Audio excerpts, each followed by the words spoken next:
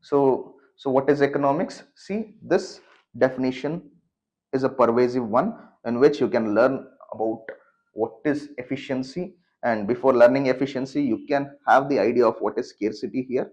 So definition itself says economics is the study of how people and society choose to employ scarce resources.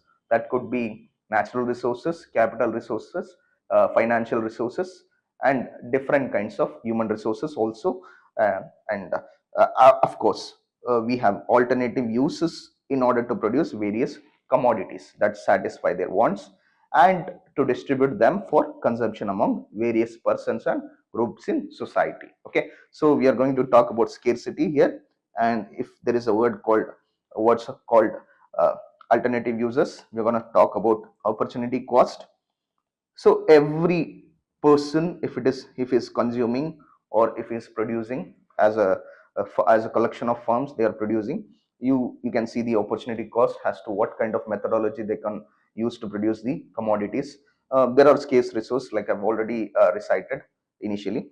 So you can see scarce resources could be uh, financial resource, capital resource, and less number of natural resources. That could be resource less countries. You can see Japan, which do not have resources.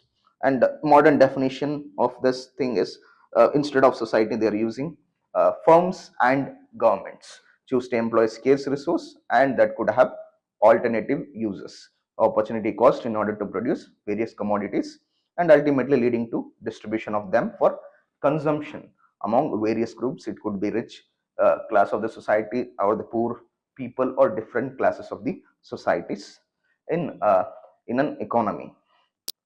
So the proponents of economics is none other than you have uh, Adam Smith being the major proponent in terms of understanding this particular theory.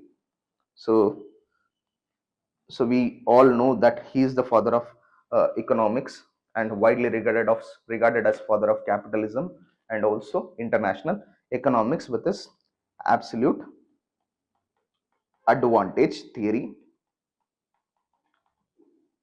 sprouting out from the query of what is wealth of nation. Before this theory, there were two other theories like uh, physiocrats who believed in the production of agricultural goods, and you had mercantilists who believed in mere position of gold in bullions and increasing in exports and decreasing in imports. That was the assumption back then.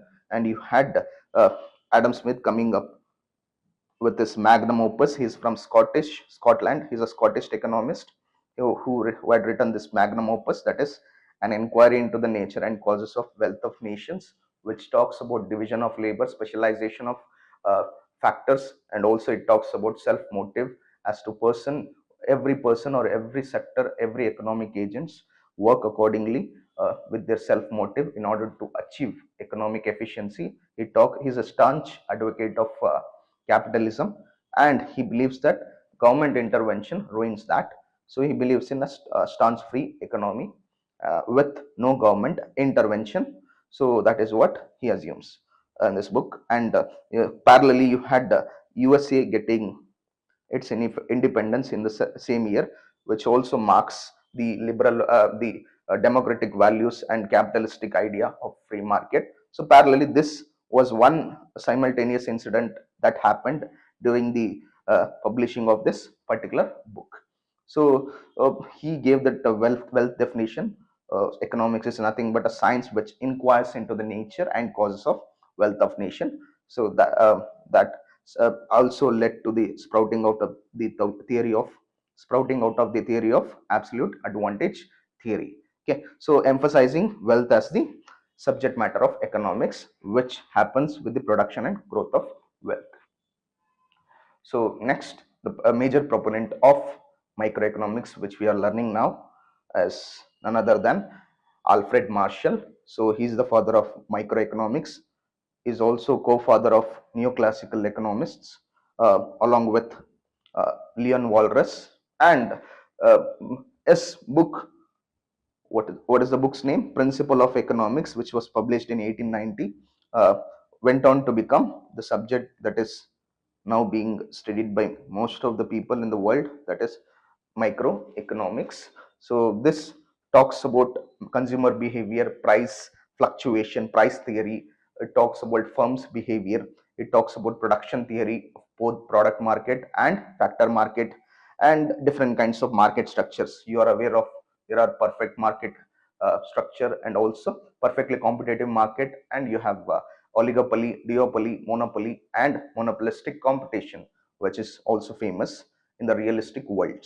Okay, so his famous definition you might have studied in NCERT: economics is a study of mankind in the ordinary business of life, which consequently led to the introduction of welfare definition of economics. So uh, let's study something about the person who actually gave the names, that is micro and macroeconomics. Ragnar Frisch is that one person who gave this names, who coined the terms microeconomics, macroeconomics. In addition to that, he also coined the term econometrics, which is the amalgamation of statistics and mathematical economics added into it. So this talks about all kinds of theories. So if you are a research scholar, if you're good at research and statistics, so this subject will help you to navigate different kinds of statistical tools and help you to build a model. Okay, so microeconomics, macroeconomics, this terms, he is the neologist in the sense the person who coins the uh, terms. Okay, so micro and macroeconomics. His major works include dynamic economics, which talks about changes in the variables, uh, which does not talk about equilibrium, which talks about the elasticity. Elasticity is a degree of change in variable due to change in other variable. And he, like, since he coined the term econometrics, he also used an empirical method to do a lot of research on it. So because of that, he also found a society, that is econometric society, which is an wonderful institution for somebody who wants to excel in uh, statistics and as well as in research, and edited econometrica. And first recipient alongside with Jan Tinbergen. They both worked on dynamic models and econometrics. They went on to become the first economist to be the to receive Nobel Prize, which is given on the memory of Alfred Nobel. So they are some proponents who had contributed a lot to the development of economics. So key concept microeconomics, like we have all seen, we know from the fact that micro itself says individual behavior of firms, consumers, and different kinds of aspects. So here price becomes that one approach we have to study and navigate microeconomics. Price, it is also sometimes called as price theory, and here we talk about the decision making process of consumers, that include different kinds of determinants such as uh, price, income, and price expectations, size of the population, their purchasing power, expectation of futuristic price, and religion and customs involving in deciding the price, which constitutes demand. Demand side of economics talks about consumer. Producer side of economics talks about supply. Okay, supply side of economics, which also involves all kind of important aspects in decision making, that is cost, strategies, and all such things. Okay, so uh, let's talk about the consumer behavior here. So like I've already said, there are preferences, income, price change. Price not only includes the price of the good, it includes other goods. It could be substitute goods or it could be complementary goods. Substitute good is nothing but a tea for coffee, tea to coffee, or and complementary goods is nothing but petrol and bike, which we have studied in the 12th, so NCERT basics, that is. So producer behaviors include pricing strategies. So sometimes they will target price sensitive customers in order to capture the market. They'll also target price insensitive customers. There are different kinds of pricing strategies that we are going to learn during the imperfections market. Imperfection market or imperfect market talks about oligopoly, monopoly, duopoly, and monopolistic competition, and also government's behavior in terms of affecting the supply. So the next topic is the central problems of economy. So you have 5 problems, but to the major extent, if you're studying UPSC. Three are enough. Three major problems is what to produce, how to produce, for whom to produce.